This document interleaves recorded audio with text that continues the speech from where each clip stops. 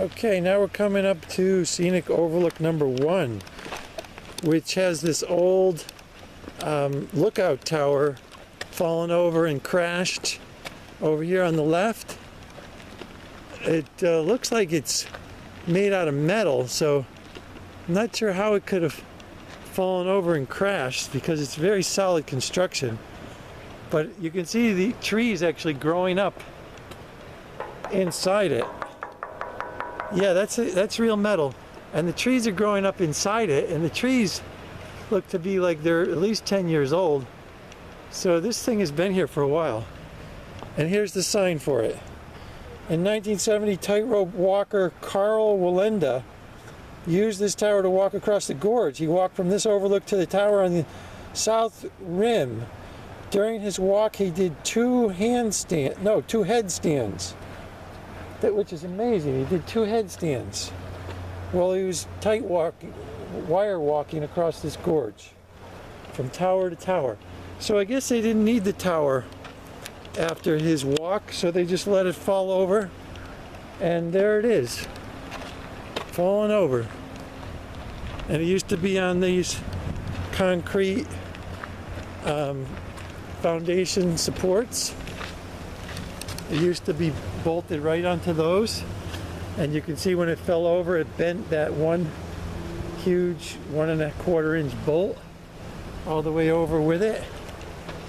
It didn't bend the bolts over here on this side, but it bent the bolts on the side that it fell towards. There's another bent bolt right there, and there's another one that's already snapped off that's bent. So this huge tower, for some reason, fell over at least 10 years ago.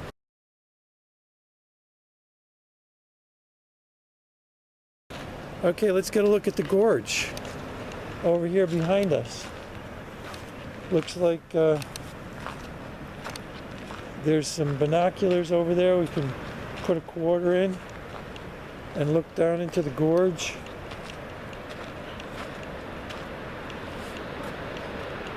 And that's straight down over that cliff right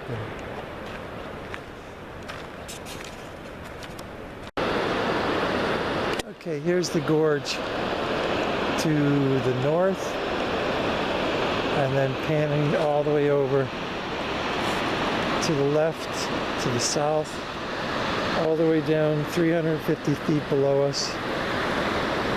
Goes continuously down through this beautiful valley gorge with rock outcroppings all over that climbers can climb on. A lot of beautiful places to swim down there. Unfortunately, swimming isn't allowed. Actually, that falls right there, that cascading falls right there. I believe that's the wedding veil section of the falls because it's kind of long and spread out like a wedding veil would be, somebody's wedding dress and their veil. And each different section of these falls has a different name. That's just one name of one section. And there's the suspension bridge again, way down there. Let's see if we can zoom in on that. Get some stability in our camera. And there it is. That's the suspension bridge we were on just about 45 minutes ago. You can see the people walking across. And there's a overlook right next to us with people right on the edge of the cliff here at Tallulah Falls Gorge State Park, enjoying this gorgeous summer day. No, is it summer? It's actually the autumnal equinox tomorrow. So this is the last full day of summer, 2020, here in northeast Georgia, one of the premier parks of the Georgia State Park system. All right, we'll see you down there at the Wedding Vale Falls and down in that beautiful swimming pool just below it. See you down there. Okay, this is actually the signage I've been looking for. A sign that tells you which falls you're actually looking at. And below us is Oceana Falls and Bridal Veil Falls. So I had the name a little bit mixed up. At the far end of the gorge, tightrope walker Carl Walenda walked from this overlook to his tower on the south rim in 1970. Another aerialist, Professor Leon, made a similar walk from the north to south rim in 1886. Gorge depth at this spot is 700 feet. So this is twice as high as we were over at the other outlook.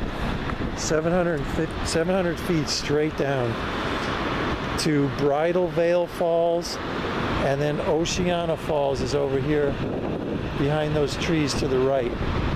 So you get a good idea here of the waterfalls that are wide and spread out like a bride's veil right there, which is how they got the name for this specific spot of waterfalls. Spread out beautifully like a bride's veil. And it goes all the way down there with rock outcroppings all along this rock face. And then just another quick note over here.